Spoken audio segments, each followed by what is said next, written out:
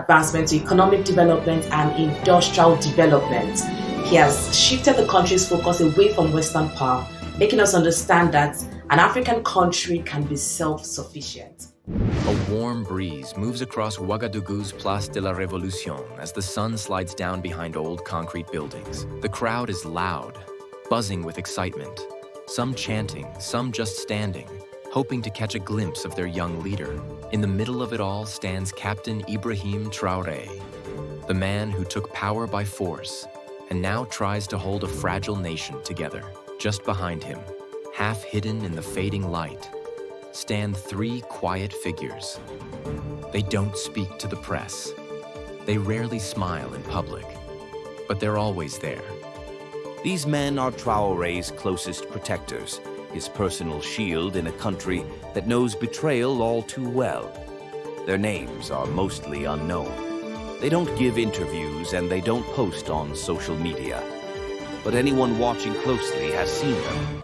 A tall figure, always in dark clothes, with his face covered, scanning rooftops and side streets. A thick-shouldered fighter locals call Gaddafi, who sometimes cracks jokes with soldiers but never drops his guard. And an older officer known simply as Number 3, who stands back and watches everything like a man playing chess. This is Burkina Faso, where power changes hands quickly and often at gunpoint. In 2015, a failed coup brought down the once-feared Presidential Guard.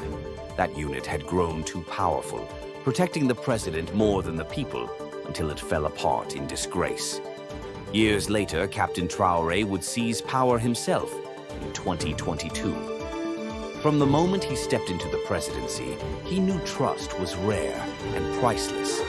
So he built his own tight circle, pulling men from battles he had fought in dusty northern villages, men he'd shared bullets, blood, and victories with.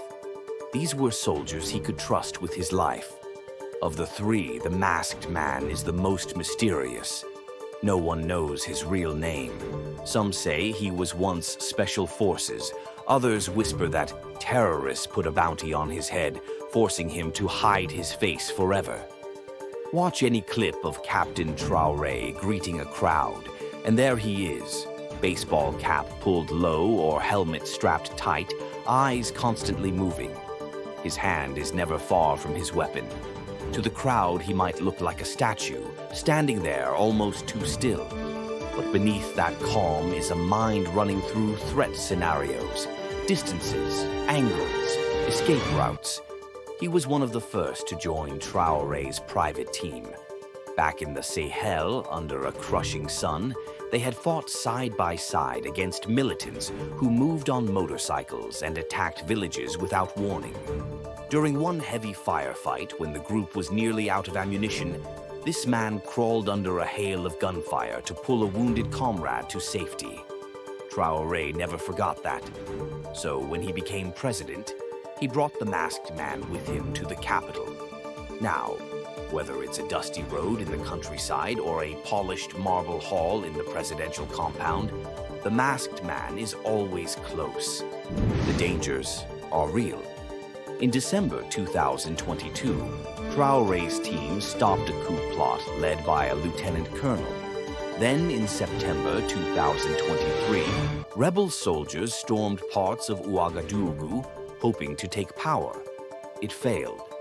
By early 2024, at least 4 serious coup attempts had been uncovered.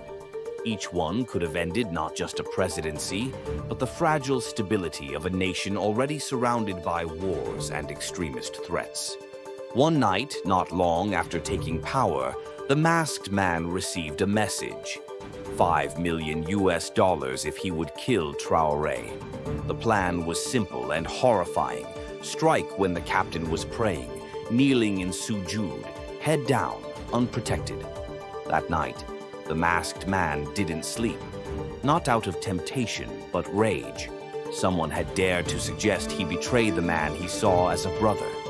By morning, he had already passed the information up the chain to number 3. They set a trap. In a dim warehouse on the edge of town, under a single swinging light bulb, the masked man waited. When two men arrived with a suitcase full of cash, security forces swept in. No shots were fired, no blood spilled, just quick arrests. Later, when the masked man was asked if he wanted credit, if his name should be released to show his loyalty, he refused. Better to stay in the shadows, he said. But of course, word spread anyway.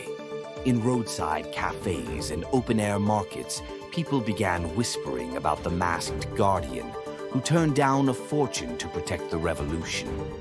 Gaddafi is easier to spot. Broad-shouldered and full of energy, he often runs combat drills alone at dawn, throwing punches, spinning, striking the air as if facing invisible enemies. Soldiers pass and give him space. Some nod, others smile, knowing his reputation. They call him Gaddafi, not because of any link to Libya's old ruler, but for his fearless style. He grew up in the dry north, herding cattle after school. When armed bandits came to steal from his village, he didn't run. With just a stick, he stood between them and his family's herd.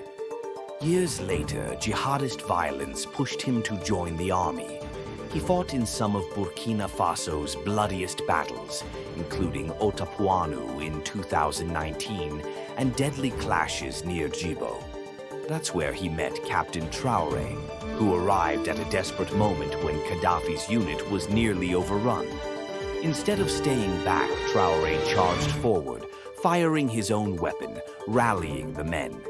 Gaddafi, out of bullets, grabbed a machete from the dirt and roared as he ran at the militants. The shock of his charge turned the tide. After that fight, the two found each other under a thorn tree, both catching their breath, bleeding from shallow wounds. Gaddafi simply saluted and said, "I only did my duty." It was enough to start a bond that would grow into unbreakable trust. Today, Gaddafi is part legend. Children play games pretending to be him, wearing strings of beads as mock weapons. Old women murmur prayers for his safety. He wears small leather amulets, gris-gris from his mother, believing they guard his life. And somehow, they seem to. Once, a bullet skimmed his cheek in an ambush. Instead of ducking, he vanished into the bush. Moments later, gunfire stopped. They found Gaddafi standing over a disarmed attacker, breathing hard, fists bloody. But there's more to him than battle. Off-duty, he's the heart of the team, telling jokes, making even the silent masked man laugh.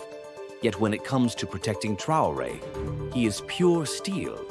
At a rally in Bobo Dioulasso, he dressed like any other civilian, blending into the crowd. His eyes never stopped moving. One hand stayed close to a hidden pistol. He hoped he'd never have to use it, but he was ready. This is the world behind the cameras. Not polished speeches or waving flags, but quiet men who stand ready to trade their lives for a leader they trust, in a land where trust is worth more than gold. By early morning, the streets of Ouagadougou start filling with people. Vendors set up their small wooden stalls, school children walk in tight groups, and old men gather under neem trees, sipping sweet tea and debating politics. Somewhere nearby, inside a quiet military office, another figure prepares for the day. His name is Lieutenant Commander Kabri, though most know him only as Number 3. If the masked man is the eyes and Gaddafi is the fist, then Kabri is the brain of Captain Traore's personal security. Kabri rarely shows emotion. He has the calm of someone who's watched enough chaos to learn stillness.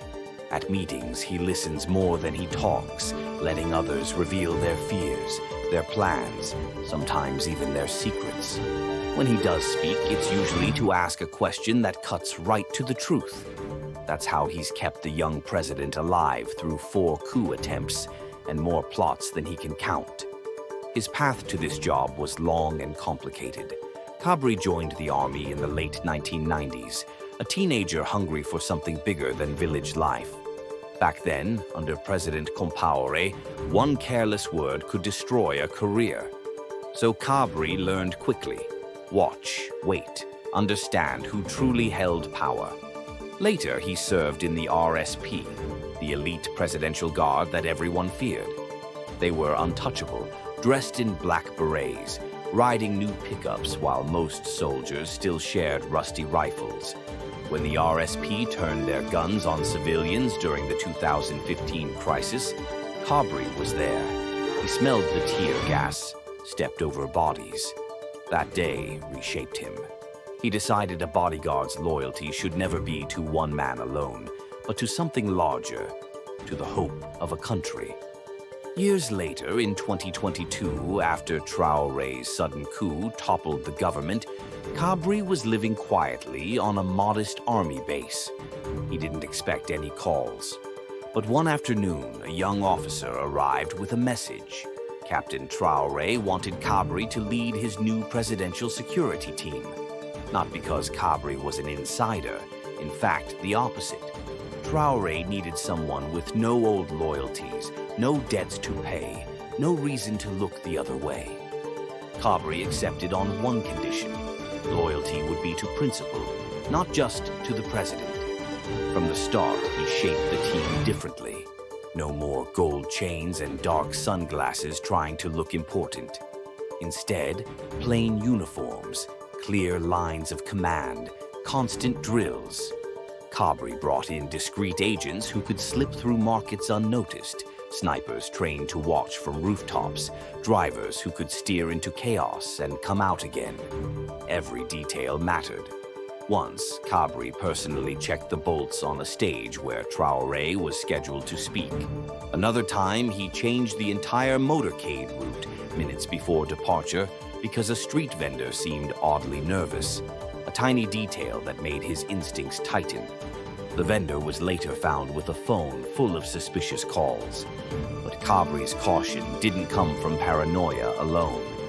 By early 2025, the threats had grown sharper. Strange money movements through banks in Abidjan, young officers suddenly buying expensive motorcycles, messages traced to foreign contacts in Ivory Coast and even Europe. It was all leading somewhere dark. In April 2025, the country's security minister went on television with a grave face and announced it. A new coup plot was underway, backed by foreign money and mercenaries. Traoré called Cabri into a small room that night.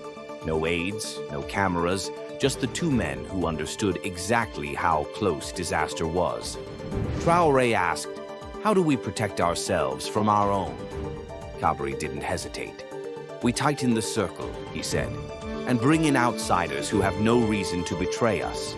Within days, a discreet arrangement was made. 200 elite soldiers from Chad, trusted by no local faction, arrived quietly and took positions on the outer perimeter of presidential sites.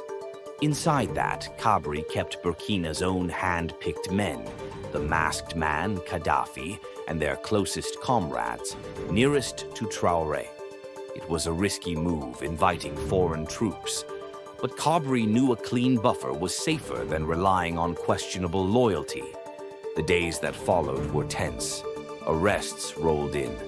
Among the names was one that cut Cabri deeply, a close friend, a fellow RSP veteran who had stood at Cabri's own wedding, laughing and drinking beer with his family. Seeing that name on the betrayal list felt like swallowing broken glass.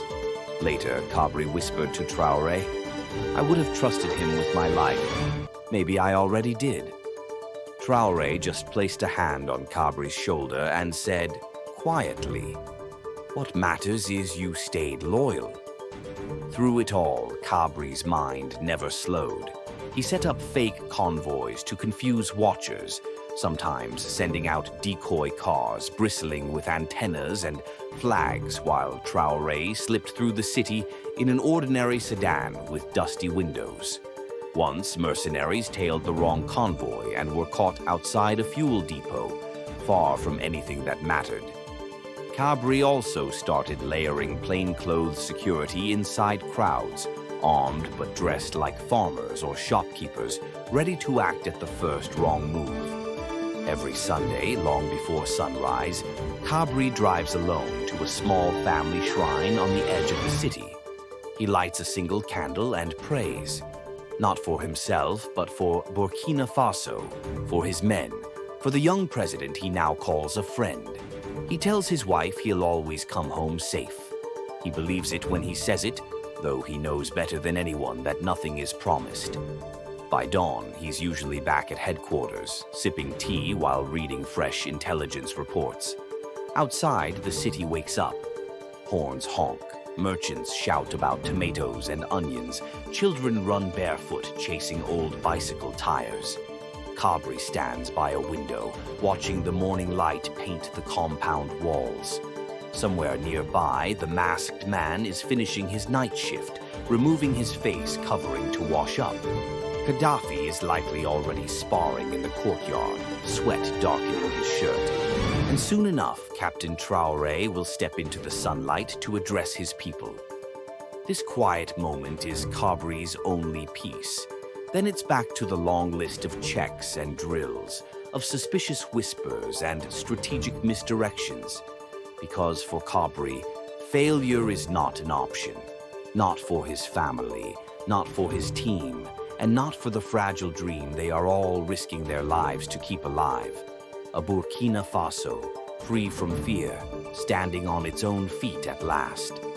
The sun has fully climbed over Ouagadougou, burning away the soft colors of dawn and replacing them with the harsh, almost blinding light of mid-morning.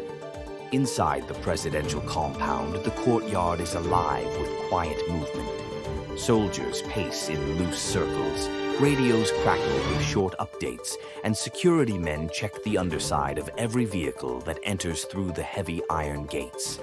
There's no sign of panic, just a heavy, settled seriousness that hangs in the air like dust. Near a shaded colonnade, Captain Ibrahim Traoré stands with two of his ministers, reviewing notes on a small stack of papers. He wears a simple khaki uniform without medals, a deliberate choice to show he's still a soldier first, president second. From time to time, he looks up, scanning the courtyard himself. It's an old habit from war zones that never quite left him. But he doesn't look fearful, more like a man who knows too well what's at stake. Not far off, Gaddafi watches the exchange from behind a parked armored SUV.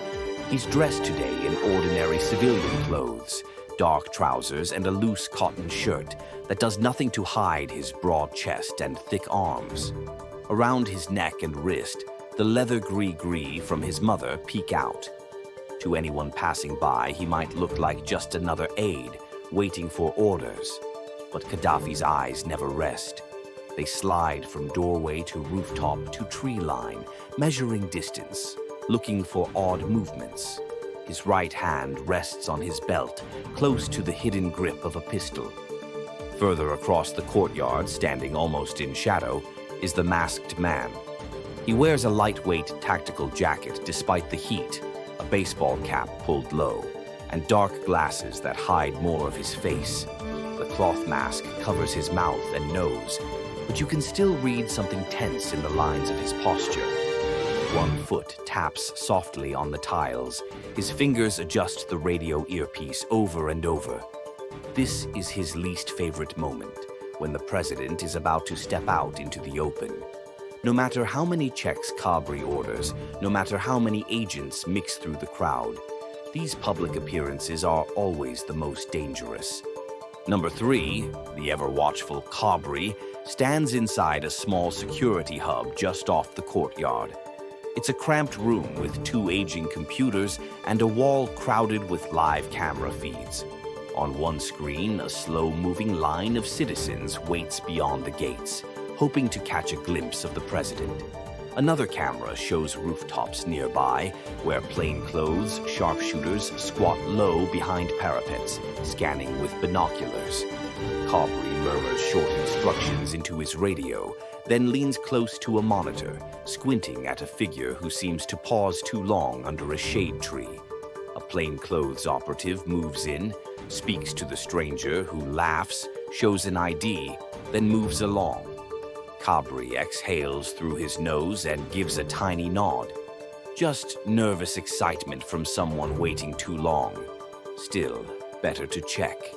At precisely 10 a.m., a small cluster of aides steps into the courtyard ahead of Captain Traore. They pause, scanning for last-second issues. Then the young president follows, walking with that same relaxed, almost informal gait he used back in the north when he was just another officer. He approaches a temporary podium set up under a white canopy. The national flag of Burkina Faso hangs behind it, rippling softly. There's no bulletproof glass today. Traore refused it, said it made him look afraid. So the only protection he has is trust. Trust in these men. Trust in their watchful eyes and steady hands. As Traore starts speaking, his voice rolls out smooth and confident. He talks about local grain production, about plans to build new wells in parched villages, about raising teacher salaries so children can dream bigger than he ever could. It's the sort of speech that anywhere else might seem like routine politics. But here, under the weight of history and the long shadows of coups and assassinations, every promise carries the fragile hope of a country trying to stand on its own. Gaddafi shifts his weight, body angling slightly as he notices a teenager weaving forward through the crowd. His fingers tighten briefly near his weapon, then loosen as the boy simply lifts a phone to snap a picture. Gaddafi allows himself a breath. Then his sharp gaze resumes its restless patrol. The masked man, meanwhile, slides 2 steps to the right, placing himself directly between the podium and an open street beyond the courtyard walls. A truck backfires somewhere in the distance, a quick, sharp crack, and his hand flies to his rifle, eyes scanning. Nothing follows, just an old diesel engine coughing back to life. Still, he doesn't relax. Moments like that are reminders of how thin the line really is. Inside the security room, Kabri leans back for the first time all morning. His hand taps on the tabletop in an irregular beat. Every few seconds, he issues small adjustments into his radio. A sniper shifts half a meter. A driver repositions a decoy car. 2 undercover agents edge closer to the crowd's rear. All tiny moves on the board, each one meant to tip the odds ever so slightly away from chaos. When Traore finally finishes, applause breaks out. It's warm but cautious, people glancing around as they clap. They've lived through too many shocks to trust peace completely. Traore steps down, greeting a line of local elders. Gaddafi follows at a respectful distance, but his eyes never leave the edges of the crowd. The masked man flanks to the side, scanning faces, hands, body language. Kabri watches it all on the monitors, making sure every shadow behaves as it should. A few minutes later, the small group starts moving back toward the main building. It's almost over. One more day done without disaster. In the security room, Kabri lets out a long breath. He didn't realize he was holding. He looks down at his wedding band, turns it on his finger, then picks up his radio again. "Good work," he says simply. "Let's bring him in." Out in the courtyard, the masked man shifts slightly, scanning one last time. Gaddafi's broad frame moves closer, angling to shield the president. And Traore, for his part, just keeps walking forward, head high, steps sure. Maybe he knows, maybe he doesn't. Just how many dangers these 3 men quietly caught before they could ever reach him. As they disappear back into the safety of thick palace walls, the people begin to drift away too, back to their market stalls, their motorbikes, their afternoon routines. Life in Burkina Faso continues. Fragile, hard-won, but still theirs. In the end, it's not medals or speeches that keep this country upright. It's the loyalty of men like Kabri, the silent ferocity of fighters like Gaddafi, the unseen vigilance of the masked guardian who refuses to even show his face. They stand watch not just over a president, but over a dream of a nation that will not be controlled by foreign interests or broken by internal greed. A dream that, for today at least, still breathes. If you've followed this story, we'd love to hear what you think. Drop your thoughts in the comments. Do you believe loyalty like this still exists in the world? If you enjoyed this, please support us by liking the video and subscribing to the channel so you never miss more stories like this. Thank you for